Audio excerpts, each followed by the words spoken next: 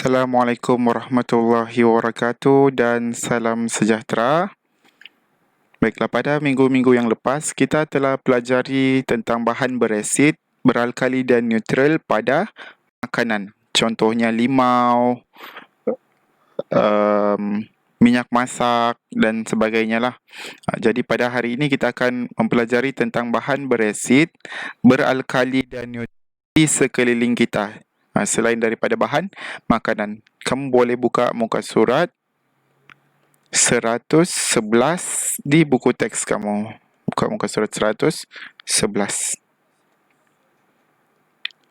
Okey, selesai buka buku teks muka surat 111. Selain bahan makanan, terdapat bahan lain di sekeliling kita yang bersifat asid, alkali atau neutral. Bahan ini digunakan dalam bidang pertanian, perubatan, kesihatan dan perindustrian. Selain daripada bidang makanan tadi, banyak lagi lah kegunaan bahan-bahan yang bersifat asid, alkali atau neutral ni dalam kehidupan kita. Antaranya, okey, kamu tengok gambar di sini.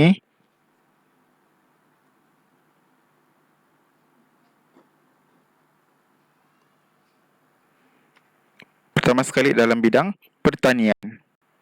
Apakah kita perlu menabur kapur pada tanah ini?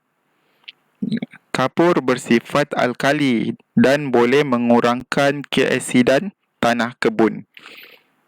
Jadi, sebelum memulakan di tanah kebun ini, ayahnya taburkan kapur pertanian pada tanah ni supaya tanah yang bersifat asid ini akan bertukar menjadi neutral apabila ditaburkan dengan kapur pertanian yang bersifat alkali.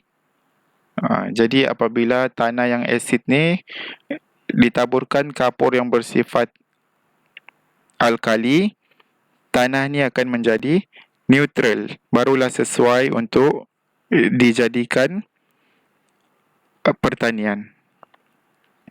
Okey, seterusnya dalam bidang perubatan.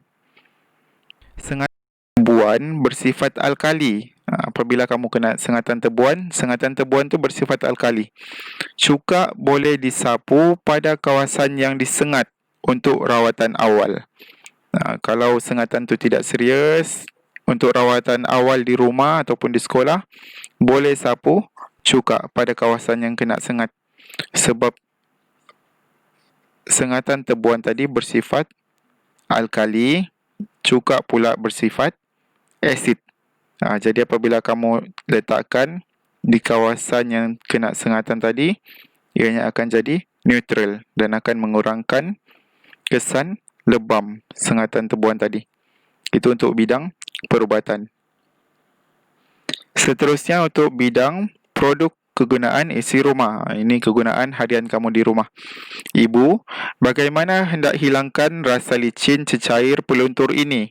Apabila kamu gunakan cecair menggunakan tangan, membasuh menggunakan tangan, tangan kamu akan rasa licin sebab cecair peluntur ini bersifat alkali.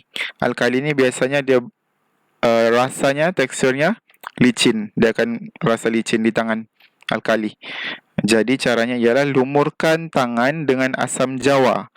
Nanti hilanglah rasa licin itu. Selain gunakan asam jawa, kamu juga boleh gunakan perahan limau yang bersifat asid. Asam jawa dan perahan limau tadi bersifat asid. Jadi apabila kamu lumurkan di tangan kamu yang licin ini, ianya akan jadi hilang. Dia akan jadi neutral.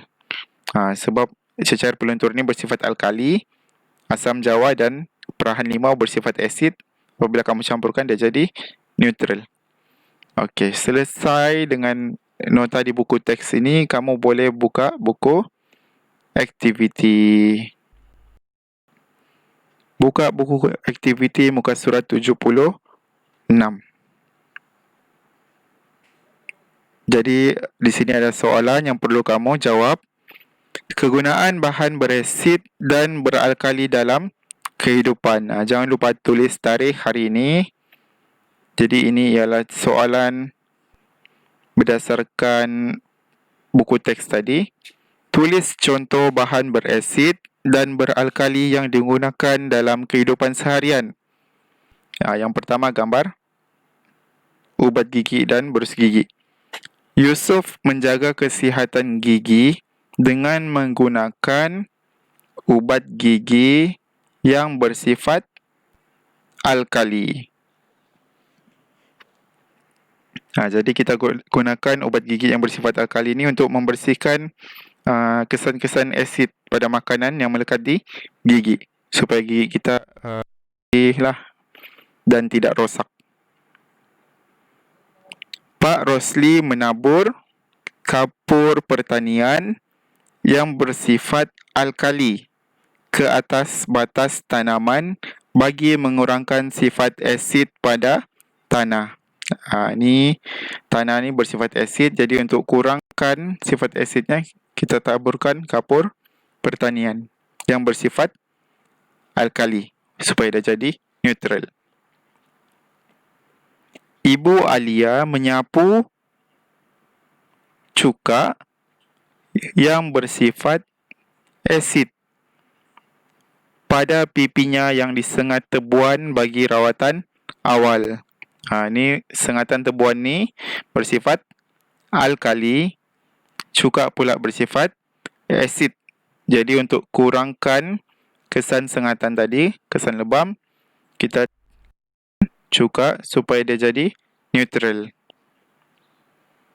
Seterusnya yang terakhir, Mak Siti melumurkan tangannya dengan perahan limau yang bersifat asid bagi menghilangkan rasa licin di tangannya yang terkena peluntur pakaian. Peluntur pakaian tadi bersifat alkali, jadi dia akan rasa licin.